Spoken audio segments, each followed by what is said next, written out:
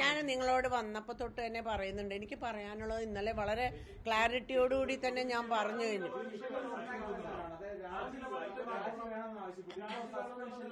നോക്കൂ, ഞാൻ രാവിലെ വന്നപ്പോ തന്നെ നിങ്ങളോട് പറഞ്ഞില്ലേ എനിക്കിനി ഒന്നും പറയാനില്ല. എനിക്ക് ഇനിയിപ്പോ എന്നോടൊക്കെ ഒന്നേ പറയാനുള്ളൂ, നിങ്ങൾക്കൊക്കെ ഒരു ചായ തരാം അങ്ങോട്ട്.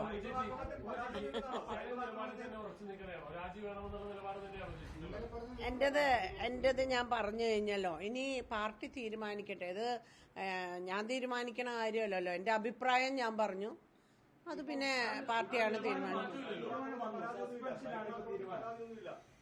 ഒരു പ്രശ്നമില്ല. ഒരു പ്രശ്നമില്ല.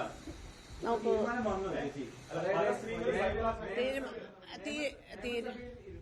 സസ്പെൻഷൻ എന്നാൽ രാജി വേണ്ട, MLA സ്ഥാനത്ത് രാജിവെക്കേണ്ട എന്നാണ് ഇപ്പൊ തീരുമാനിച്ചിരിക്കുന്നത്. പാർട്ടി ഇപ്പൊ നേതാക്കളൊക്കെ തന്നെ പ്രതികരിക്കുന്നുണ്ട്. അപ്പൊ എല്ലാരും പ്രതികരിക്കാത്തത് കൊണ്ട് ചിലപ്പോ എല്ലാരും പ്രതികരിക്കുന്നു എന്നുള്ളത് കൊണ്ട് ഞാൻ പ്രതികരിക്കുന്നില്ല. അല്ലെങ്കിൽ എല്ലാരും പ്രതികരിക്കാത്തതുകൊണ്ട് ഞാൻ പ്രതികരിച്ചതല്ല. ഞാൻ എന്റെ ഒരു അഭിപ്രായമാണ് പറഞ്ഞത് ഇന്നലെ. അത് ഞാൻ മറ്റുള്ളവരോട് ആരോടും ഷെയർ ചെയ്തതും അല്ല, ചോദിച്ചതും അല്ല. എനിക്കത് എന്റെ നീതിബോധം മിനിഞ്ഞാന്ന് തന്നെ അദ്ദേഹം ഉറപ്പായിട്ട് രാജിവെക്കുന്നു വിചാരിച്ചു.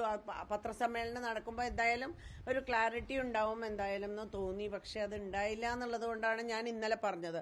പിന്നെ നിങ്ങളെപ്പോലുള്ളവർ ഇങ്ങനെ ചോദിക്കുമ്പോൾ നമുക്ക് ഉത്തരം പറയാതിരിക്കാൻ പറ്റില്ല എന്നുള്ളത് കൊണ്ടാണ് പറഞ്ഞത്. ഇപ്പൊ സത്യത്തിൽ എനിക്കൊന്നും പറയാനില്ല.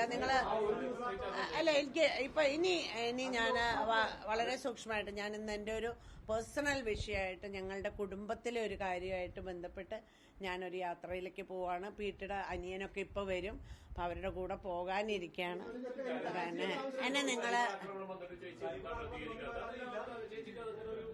സൈബർ ആക്രമണം എന്നൊന്നും ഞാൻ പറയില്ല. എനിക്ക് സ്വതന്ത്രമായിട്ട് എന്ത് പറയാനുണ്ടോ അതുപോലെ എല്ലാവർക്കും ആ സ്വാതന്ത്ര്യം, അതാണ് ജനാധിപത്യം എന്ന് പറയുന്നത്.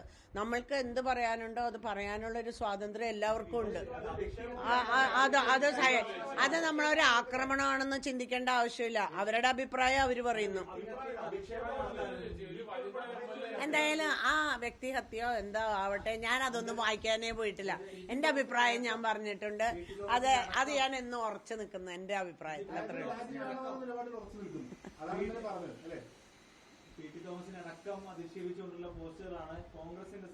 PT ഒന്നും അധിക്ഷേപിക്കാനായിട്ട് ആരുമില്ല. അതൊന്നും